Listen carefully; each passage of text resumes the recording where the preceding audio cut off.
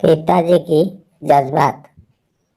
दोस्तों, यह एक मध्यवित्त परिवार पिता की जज्बात की कहानी है। एक पिता की भावनाएं इसे अपने सुख त्याग करके अपने बच्चे के लिए सुविधा करते हैं, इसी कहानी में दिखाया गया है। जब मैं घर से गुस्से में बड़बड़ाते हुए निकल आया था और बस स्टैंड की तरफ आगे बढ़ने लगा, मैं मन ही मन बड़बड़ा रहा था। पता नहीं कितने पैसे छुपा के रखे हैं, लेकिन मेरे लिए एक बाइक नहीं ले सकते। अब मैं यहाँ से चला जाऊँगा और तब तक वापस नहीं आऊँगा जब तक मैं खुद के पैसे से बाइक नहीं खरीद लेता। इतना सोच ही रहा था, तभी मेरे पैर में मुझे कुछ चुभने का एहसास हुआ। नीचे देखा तो समझ आया कि जल्दबाजी में मैं पापा का जूते पहन आया हूँ। उन जूतों में कील उभरी हुई थी, जो मेरे पैर में बार बार घाव किए जा रही थी। लेकिन उस समय गुस्सा अधिक था, तो मैं बड़बड़ाते हुए आगे बढ़ गया। एकाएक मुझे याद आया कि मैं पापा का पर्स भी साथ से ले आया हूँ। मेरे खुराफाती दिमाग में एक ख्याल आया, क्यों ना आज पापा का पर्स चेक किया जाए। जैसे आज तक उन्होंने किसी को हाथ नहीं लगाने दिया था। पता नहीं कौन सा खजाना छुपा है इस पर्स में, जो किसी को हाथ नहीं लगाने देते थे। जब मैंने पापा का वो पुराना पर्स खोलकर देखा तो उसमें पैसे तो नहीं मिले, लेकिन पैसे की जगह पर एक डायरी रखी हुई थी। तब मैंने सोचा, आहो, तो यहाँ खजाना छुपा रखा है। मैं समझ रहा था कि यहाँ पापा ने लिखा होगा कि किससे कितने पैसे लेना है और किसी को कितने पैसे दिए हैं। लेकिन मैं गलत था।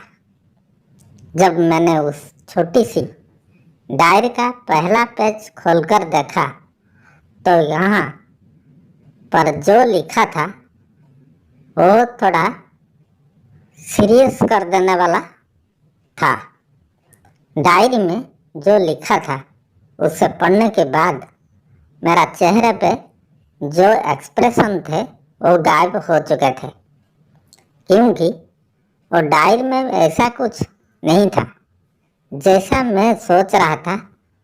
वहाँ पर उन पैसों का हिसाब लिखा हुआ था, जो अलग अलग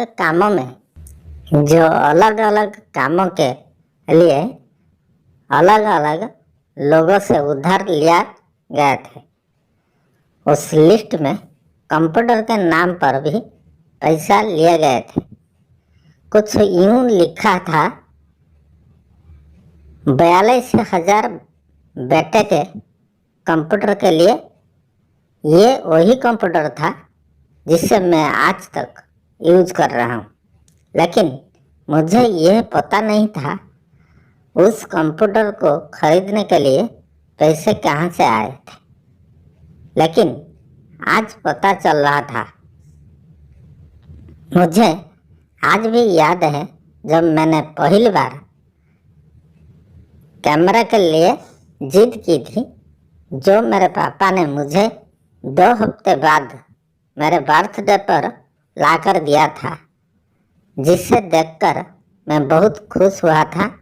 और मुझे खुश देखकर मुझसे कहीं ज़्यादा अगर कोई खुश था तो वो थे पापा। अब मेरे चेहरे में गुस्सा एकदम गायब हो चुका था। जब मैंने आगे का पन्ना पलटा तो वहाँ पर कुछ इच्छाएं लिखी हुई थी।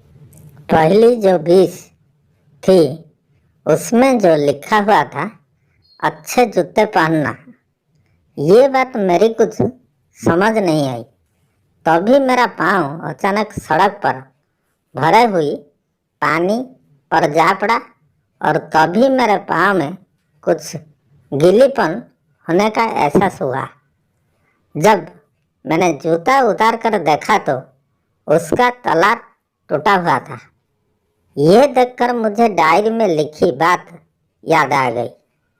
तभी मुझे माँ पापा की कई बातें भी याद आ रही थी कि कैसे माँ जब कहा करती थी पापा से, अब तो जूते पुराने हो गए, नए ले लीजिए, तो पापा अक्सर यह कहकर टाल दिया करते थे, जूते अभी और चलेंगे, अभी कुछ दिन पहले तो लिए थे।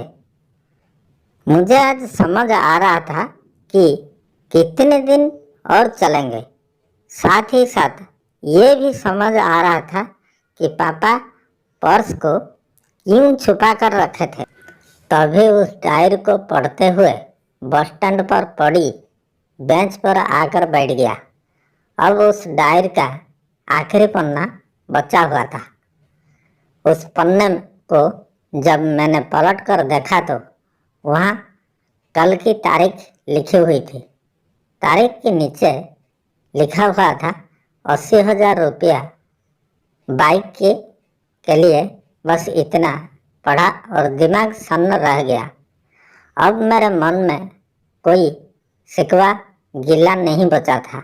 बस मेरी आंखों में आंसू चले जा रहे थे। मुझे आज तक नहीं पता तब मैं क्यों रोए जा रहा था।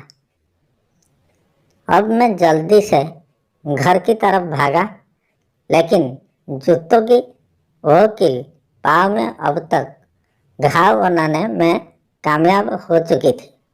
मैंने जूतों की रास्ते में ही निकाल कर फेंक दिया और भागते लड़खड़ाते हुए घर जा पहुंचा, लेकिन पापा घर पर नहीं थे।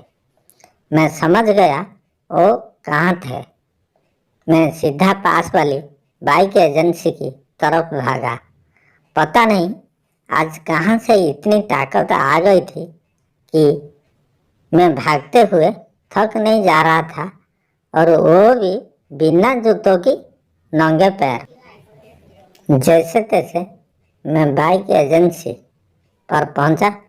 पापा वहीं थे। मैंने पापा को दौड़कर गले लगा लिया और मेरी आंखों से आंसू रुकने का नाम ही नहीं ले रहे थे।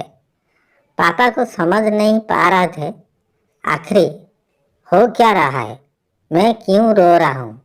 मैंने पापा से कहा, पापा मुझे मोटरसाइकिल नहीं चाहिए, आप अपने लिए जूते ले लीजिए। अब आज से मैं जो भी करूँगा अपनी मेहनत से अपने बलबूते पर पढ़कर करूँगा। दोस्तों, यह कहानी यहीं से खत्म। Thanks for watching. ऐसा मजेदार कहानी सुनने के लिए हमारा चैनल को सब्सक्राइब करें, लाइक करें और कमेंट करें।